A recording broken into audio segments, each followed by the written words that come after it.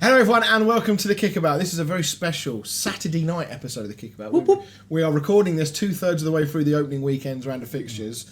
Already a lot has happened, a lot to digest. Thankfully my inquest into what the fucking West Ham were doing today can wait until Monday. Thankfully Shearer's brought around a beer to calm my nerves. Drown your sorrow. But more like. Yeah, very much so. That's not strong enough if that's the case. But yeah, so we're going to talk about the situation at your club, Newcastle, because last Monday when me and Lee recorded our predictions bits and pieces, I was quoted as saying that I saw a way back in for Isak. Yeah, that was before I found out that he'd moved out of his house, that he'd completely refused to play and doesn't want to integrate into the squad in any way, shape or form. And now I hear apparently there was some kind of like family fun day that Eddie Howe organised and he invited everybody except Isak. So I suppose my first question here is what the hell is going on and what's the general vibe amongst Newcastle fans? We've all seen the Newcastle fan TikTok channels having their meltdowns for clicks, but what's the real vibe, do you think, at the moment towards It's him? tough because a lot of those guys, like some of them are really good social media guys and they're really on it, but some of them when they're just going over the top with it. For me, PIF said, the guys who took over from us said, years in the making, we will have to sell a big star to help get this team forward. Yeah. And unfortunately, it looks like it was going to be Isak. But I think it's a very tricky situation at the moment because I personally feel like he's getting very much misled by his agent. Which is so often the case. And his agent has had a lot of dodgy dealings in the past. He worked a lot with Abramovich. Shock. His time in Chelsea, he helped bring Matic, Robin, and there was a few other guys to Chelsea. Right. And Abramovich would pay him through offshore bank accounts. Which isn't surprising, really. Well, I mean, this is back in the day when this sort of thing was allowed and was, if it was there to use, people are going to use it, right? And when you have a look at the agent and who is actually on his books, there really isn't anyone of note apart from Isak. Isak's the golden egg. And I feel like he probably was promised a big payout to get Isak to Liverpool. Yeah. And now he's pulling out all the tricks in the book. Don't train. Don't play. Say you're injured. Don't go to the tour. Train on your own. And he's basically telling him there's been quotes flowing around, whether they're true or not, saying, stay strong, Alex, from his agent to him. Jesus. Because of the situation. It's bad, isn't it? And what I don't like from a Newcastle perspective and a Newcastle fan perspective is I've seen people burning the shirt. Like, this is where it gets too much for me on like social media and side of things. Like, I've seen people burning the shirt. Somebody bought He's a Cunt on the back of a football shirt. Jesus. Why would you waste all your money doing that? And also, you're not just... It makes it look like you're more of one than him. Exactly that. Like, you're not proving anything to anybody, mate, other than what a moron you are. And for me, I see it as more of a positive thing on Eddie Howe. And all the interviews have been always going to back up a question about Isak and how the squad, how are the guys feeling, what's happening with Isak, is there any update? And I feel like he's navigated it so well. Yeah. And actually, he's put the emphasis back on Isak. Because all of the time, it's been pretty much the door's open. Yeah. If he wants to integrate back in, we will integrate back in. But it's all up to Alex now. And what you were referring with the Family Fun Day, Eddie Howe has come out and said, you need to earn your right to come and train with the team. Right. You need to earn the right to play for Newcastle United. And he basically gave the guys who've done that the opportunity to bring the families in, have that family fun day. And he's basically told Isak, until you have earned the right to do that, you can train on your own. I think in 2025, the sort of the player power dynamic It's shifted. It has shifted a lot over the sort of past 10, 15, 20 years. And I think you'll always see stories of where clubs can be very cutthroat in the way they deal with players, but then equally you go on the other side and you've got agents and players being cutthroat with teams. So this whole notion of he's not been loyal, I found the notion of loyalty always quite a weird one to use in football these days. because it's so rare. That you get one club player anymore. Well, not only that, but in order to have loyalty, both parties have to be aligned on what they want. Because it's only loyal if a club wants to keep you and a player wants to stay. If one or the other doesn't want to do that, then what then?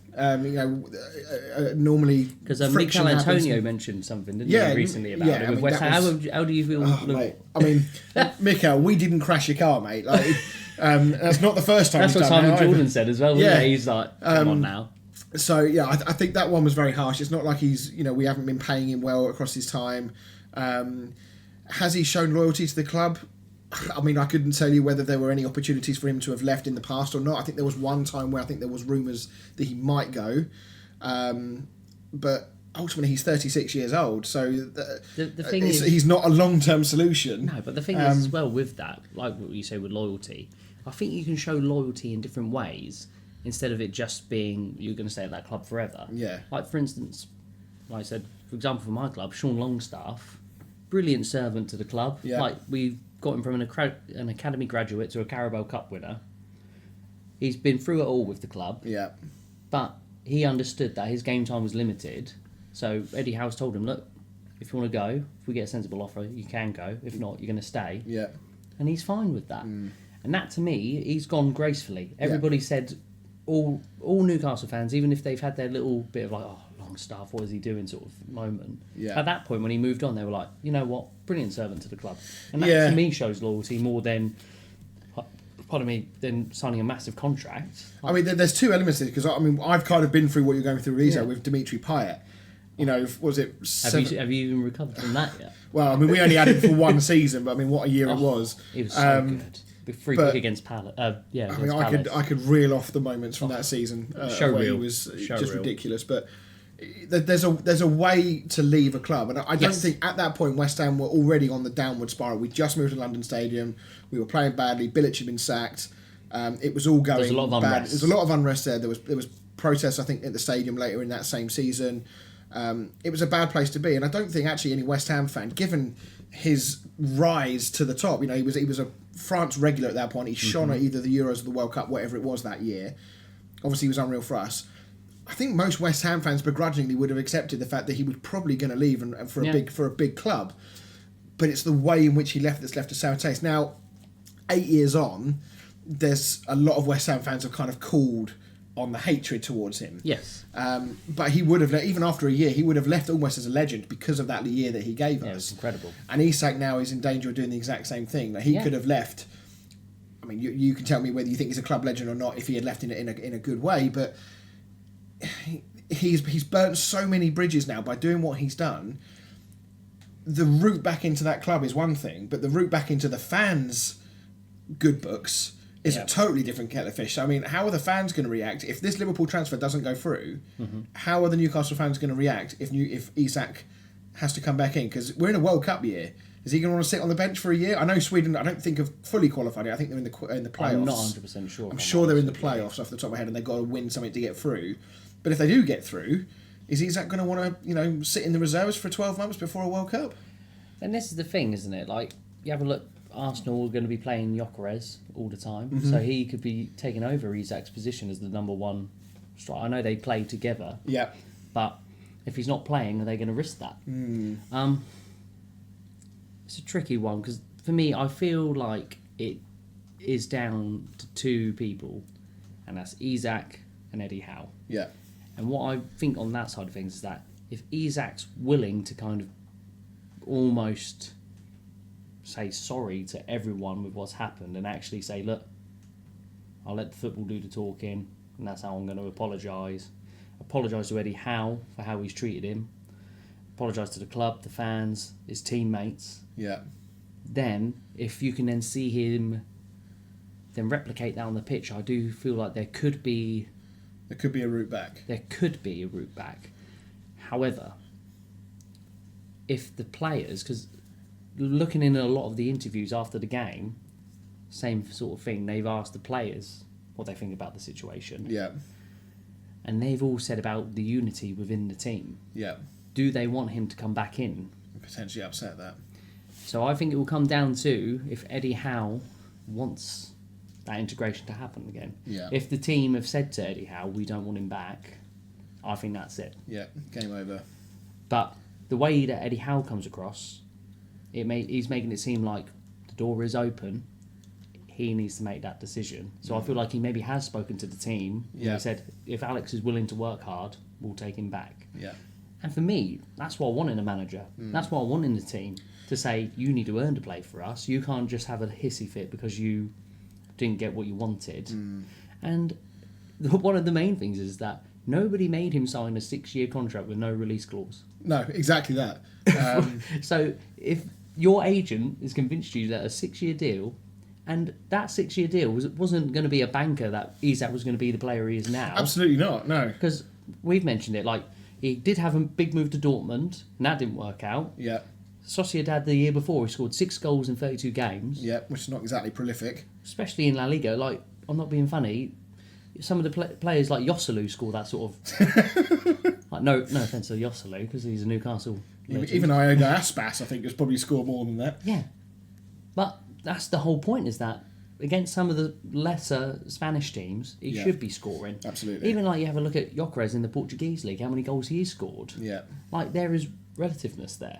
So, if Isak is not going to be able to say, sorry, Eddie, you've actually helped make me the player I am now, you've helped build a team who helps me score goals and us score goals, I just think he's just making his own mistake. Yeah, and it's also there's an element of like, where's the professionalism as a football pro, right? I mean, forget the intentions and his desires to want to away and go to Liverpool.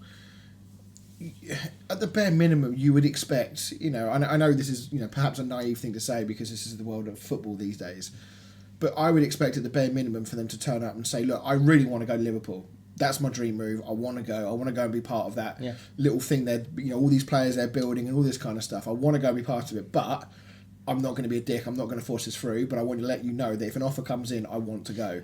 Which is, in a way, kind of what Declan Rice did with West Ham. Yeah. As far as I know, and I could be wrong in this, outside of 1 or 2 rumours about whether he met Arteta for dinner and Arteta kind of courted him a little bit, and he did apparently say that he was going to choose Arsenal if all the other offers from City and all the others came in. As far as I know, he never downed tools. No. He was club captain at the time. He never downed tools. He never publicly said he wanted to go. He kept it all behind the scenes and did it properly, and we ended up getting 100-odd million for him. And whilst I was gutted to see him go because he was such a great player for us, ultimately, West Ham... You understand. I understand, and as much as I'd like to think we're not, I know where West Ham are in the food chain, and we are not an elite club. So when you have a player like Rice, at some point, he's going to go. You just hope that you get enough money and that you reinvest it and do things properly, which we have not done. That's a story for another day. But you just hit on there, like you say about West Ham being the club that they are. With Newcastle, we're in this weird kind of transition phase, I feel, because we're trying to break into that elusive elite group, and obviously to do that you need to keep those top players and build around those top players to then make a better team to help compete. With Isak, like I said, moving over to Liverpool, I just don't understand necessarily, especially when they've got Ekitike, Gakpo, they've got a lot of options, and I know they've sold Nunez and Diaz, but realistically, you have a look at Ekitike the other night. He looks very good. And I know, look, they want to compete on 4 fronts, right? So you need depth. But depth usually still means that you have your main striker, and then whoever the backup striker is knows he's a backup striker, knows he's number 2. Probably not a young gun that's kind of exactly, probably that. Not as good as the main striker. But when you've got Ekitike and Isak both gunning for it, can you keep those two happy? I mean, Man City have tried it on numerous occasions and it's never really worked. Yeah. Whoever the second striker is has usually moved on with it. I remember, was it the first year that City proper went for it there, like Dzeko, Aguero and Balotelli all playing up front. And Balotelli, he was an enigma. He was an enigma.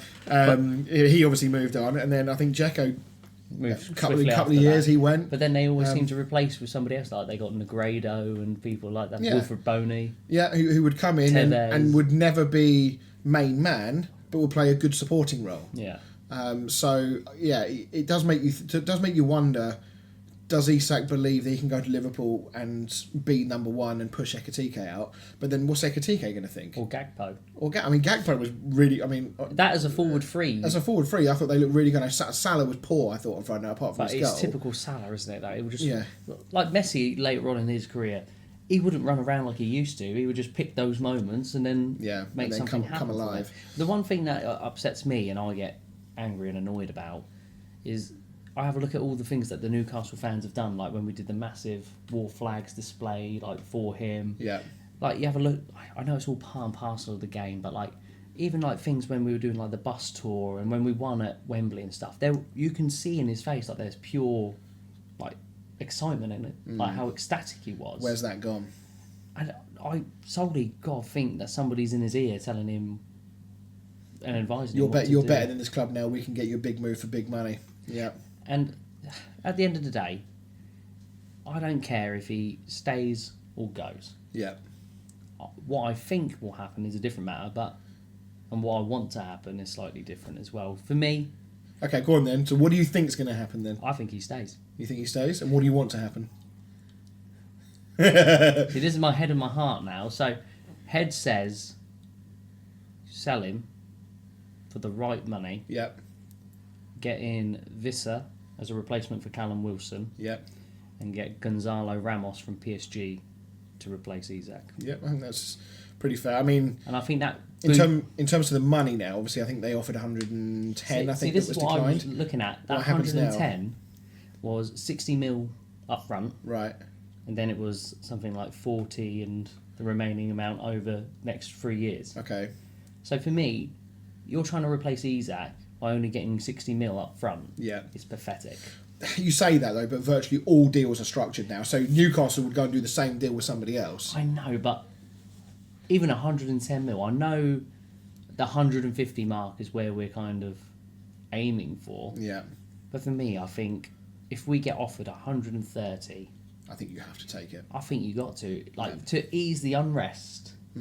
Cause just take that media storm and it has to go. You can't have that media circle around you for this. Have you seen the highlights of our game? No, I don't think I'm going to either, because from what I heard on TalkSport when I was listening to it earlier, it sounded horrific. What, our game? Yeah. It was all right. Was it? Oh, okay. Well, TalkSport, or was it talking shit? I saw bits and pieces of the game here before I had to go out, but... it was better than what I Newcastle, expected. by the looked like the better team by a long we shot. were. First half, we should have been 3-0 up. Yeah. Does Isak win you that game if he was playing Easy. today? He gets a hat-trick that game. If you triple captain him, you're top of game week 1. Because I'm not being funny. As well as Gordon tried to be in that false 9, he worked tirelessly. He just ran. Yeah, got Konza sent off as well with that run. So. And like you say, if you had somebody on the end of those balls that were getting put in, especially if you think we've got Alanga and Murphy who were in the top 5 of assists last year, you get enough balls in the box, a striker is finishing them. Yeah. Bless Gordon, he's not a striker. No, he's not. He's not. Tell he's not. He's definitely not. But he's got bags of pace, bags of ability, but he is not a natural striker. You can see it. I was saying to some of the guys who support Newcastle as well, even if you had a Visser in there, who's a predator, and he will just finish like loose balls, we're winning that game. Yeah. Without a shadow of a doubt. I suppose, in a way, given everything that's happened, I think that performance today from Newcastle does help reinforce that actually this Isak situation is not going to be as much of a distraction as perhaps some people thought it was going to be. No, I was pleasantly surprised. Yeah, based on your prediction, you had a 4-1 Villa win. I thought we were getting thumped. I said, I'll hold my hands up. I thought we were going to get thumped. Yeah. I would have bitten your hand off for a draw today. Yeah. Especially because it's almost a bit like a European 6-pointer. Well, I mean, you two are really very much competitors, aren't you? You're both trying to achieve the same thing. Yeah. You're trying to get into that Champions League every year now. That's kind of where the clubs are at. Yeah. And both are having indifferent transfer windows, shall we say. I don't think Villa have had a particularly strong one either. I think they've got... Haven't they got like a certain thing from UEFA now that they can only spend? Oh, probably. And they were on the limit. They've been on the limit for a couple of seasons. I think they've got like X amount that they can only go over by X amount now, instead of what everyone else does over the 3 years. But so I guess to sort of wrap up the Isak conversation then, what do you think's going to happen? What do I think? I've said what I think will happen. I think he will go. You think he'll go? I think that. Do you think it'll be after the battle for Dominic Mysterio between Eddie Guerrero and Rey Mysterio with the game next time. So who gets ownership of the child? Isak, yeah. I just don't see. I know what you're saying about how he could reintegrate back in the squad. I just think that whether it's Isak, whether it's his agent, whoever it is that's pushing this incredible line of behaviour and attitude towards Newcastle, I just don't see a way back. And I suspect that Isak I'm sure is not a stupid bloke. He probably knows that what he's done is like a one-way ticket. The road for him to be integrated back in that squad would be so rocky. I just don't see it happening, and I think that Newcastle now are at this point where they think we just want to get rid of him now. This is such a bad image for the club. It's sort of toxic around the club. I know the players seem to be handling it really, really well, but the longer it drags on, the more risk there is that it could go the other way. But do you think it is a bad image for the club, or do you think it's making it more seem like a bad image on Isak? Because for me, you're probably right. When I say a bad image for the club, I just think know what you mean. Like there's you just don't want that negative story to have Newcastle involved in that. Because for me, like you say, I personally feel anyway. I said Liverpool fans might not agree with me, but I don't care. I think our club's done it the perfect way. Oh, there's a fly there. I think our club's dealt with it pretty well, to be honest with you. And I think we've set our stall out now and said, if you want him, come and get him. Yes. However, if you're not going to be sensible with it, we're not going to entertain it. I think Liverpool's tactic straight away is going to be, they're going to test the waters with Newcastle and say, right, well, we offered you 110 before. This was before Isak started doing what he was doing. I think Liverpool are going to offer the exact same and say, he doesn't want to be there. Are you really going to want to risk having him there after the transfer window? So take it or leave it. I wonder if that's what they're going to do. I personally think, because I can imagine, it's not just like it's one person as the owner of our club. Yeah. With the Saudi, I can imagine them, you know what they're like as business people.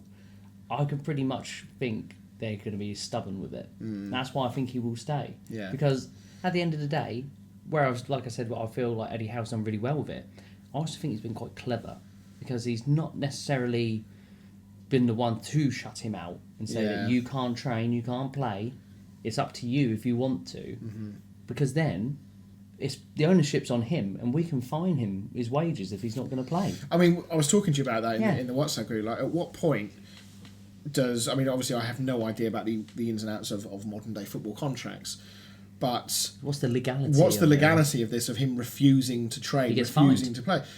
Have they fined him? Do we know? They've basically said if he doesn't become part of the matchday squad, then they'll fine him. I mean, at some point they must fine him in breach of contract. They could be, if they want to go down that route, obviously that's a very. But then the problem is with that is, how do you kind of go with that? Because then because there's obviously terms for termination of your contract, but we don't necessarily want to terminate his contract because then Liverpool get him for nothing. Yeah, so I think, like I said, if we're just going to take his wages for not doing his job, that's probably a better. I mean, better solution. There's not many other jobs that you say, no, I'm not going to do it today. I know, and then get paid thousands of pounds to do it anyway. I'd love to do that with my job. Just turn up one morning and go, nah, I'm not interested. I want to go and work for somebody else, and just still get thousands of quid afterwards. And they'll be like, all right, there's your probably 4 or 5. See you later. And that's the thing. That's why I think that we've done the perfect thing, and I feel like the agent is banking on us to give. I think they're waiting for the soft point. It's a rock and a hard place, and which one's going to give first. Yeah. And like I said, if Liverpool are willing to spend the money, which I don't think they are now that they've moved on to their defenders. As far as I know, they're was it over 200 million they've spent? Yeah, but apparently because of the way in which their money has come in from like Champions League, Premier League winnings, the fact they haven't really spent anything for the last 2 years, really. They've sold players as well. They apparently got a serious war chest still available. So, and because they structure these deals now over sort of like 3 years, it doesn't actually eat into the budget as you might think anyway, because of how they structure these deals. So, right, well that's going to do us then. Let us know your views on Isak. Let us know if you're a Newcastle fan as well, and then tell us your views, and then let us know if you're not a Newcastle fan, if you're kind of a neutral like me, what you kind of view on the whole situation. Flood us in the comments. Absolutely. Make sure you like, make sure you subscribe to the channel as well. We will obviously be doing our usual roundup of stuff, so come Tuesday as we start to release, we'll be looking back at the big moments from the weekend. Obviously Saturday has happened, We got tomorrow's games. Yeah, I know. I'm really hoping the Man United gets shit on tomorrow, about 6-0. To make you feel a bit... just so when Dan's here, I've got somebody to cry with. Chelsea have tomorrow as well, aren't they? They are, yeah. So who knows? Maybe my weekend can still be salvaged. I've had a good FPL weekend so far, so it's not been too bad. Service continues for me as normal. Yeah, how is it? It's not been good, is it? Just normal low scoring. Oh dear. So yeah, thank you very much, everyone, and we'll see you all very soon. Away the lads.